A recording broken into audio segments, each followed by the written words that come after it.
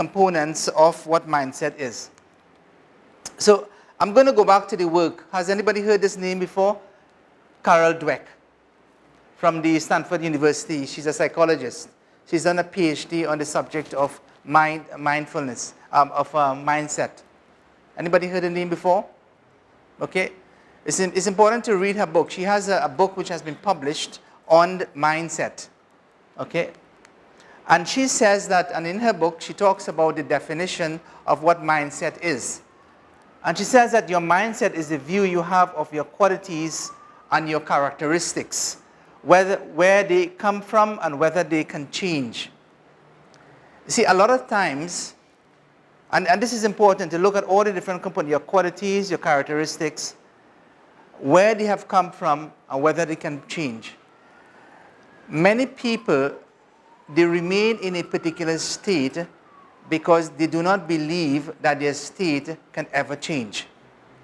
They may be in a state of poverty, but for them, poverty is the way my father lived, my grandfather lived. They always live in this field, they always live on this plantation.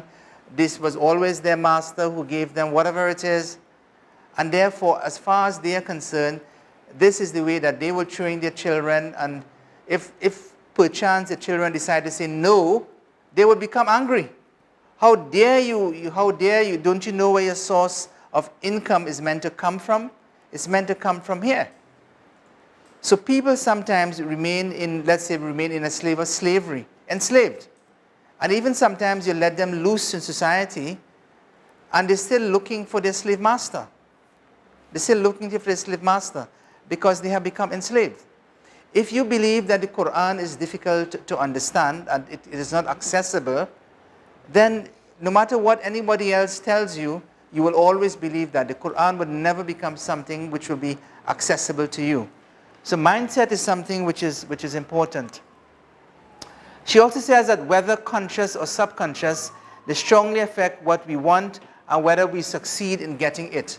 And this is important because the mindset and our thinking is not something which we are consciously aware about, but it's also there in our subconscious. Our subconscious is telling us whether we can succeed or whether we will fail.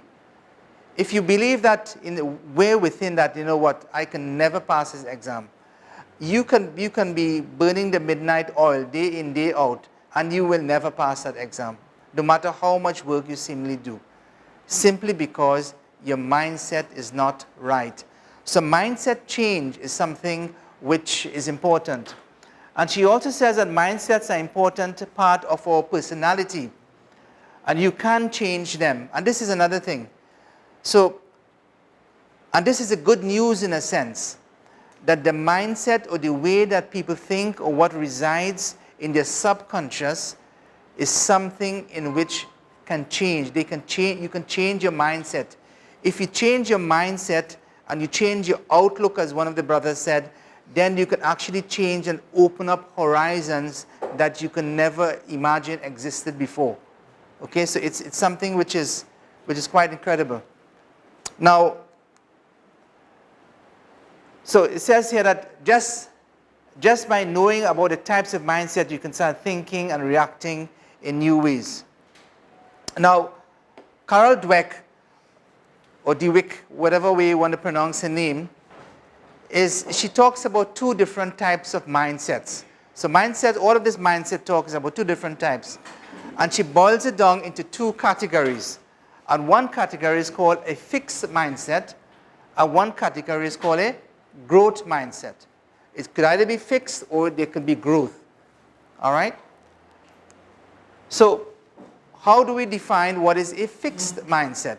Well, a fixed mindset is that individuals with a fixed mindset believe that their qualities are set in stone. How God made you is basically who you are. That's it. You're set in stone, exactly the way I am, exactly the way I'm meant to be.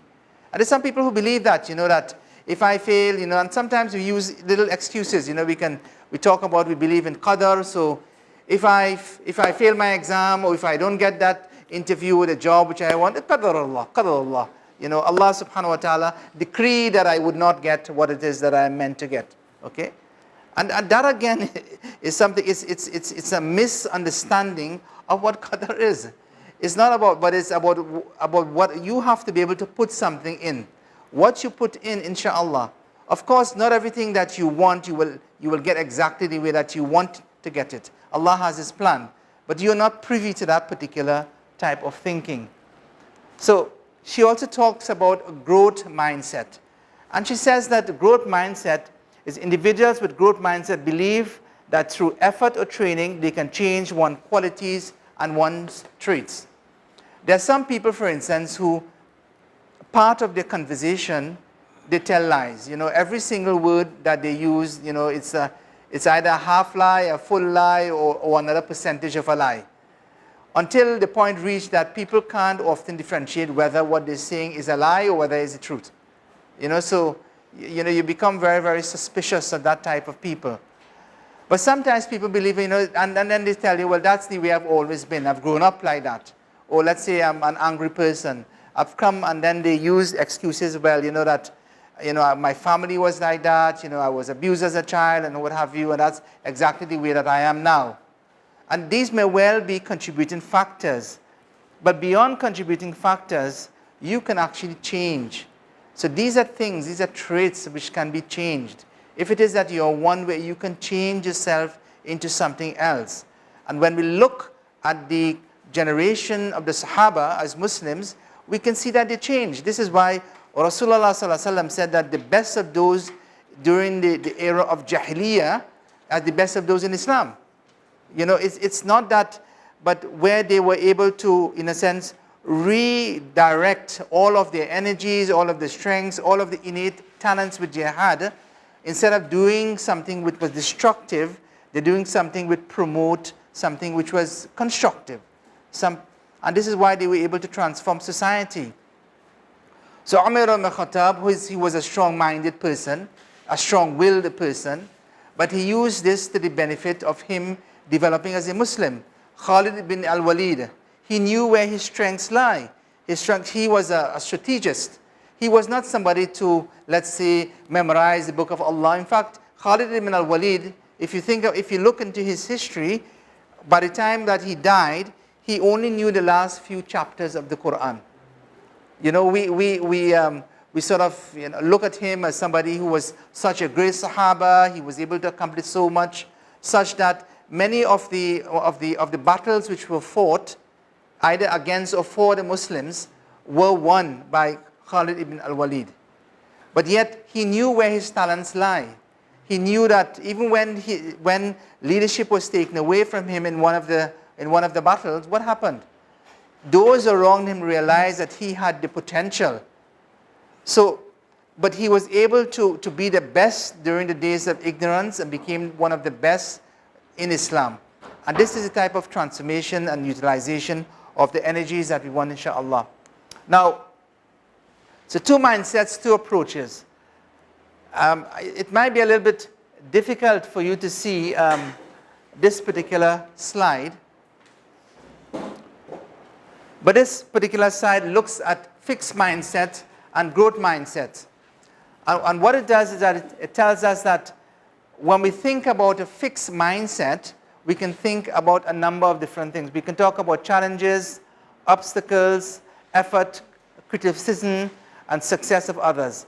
And then it does a comparative thing in showing that how people behave if it is that they have a fixed mindset or if it is that they have a growth mindset. And it's totally different in terms of that. So I'm not going to go too much into this, but this would have been better as a workshop exercise. So the question becomes now, how can we cultivate this? If this growth mindset is something that really can empower us, can give us the type of success, the type of happiness that we want, how can we cultivate this growth mindset? Well, these are some ideas.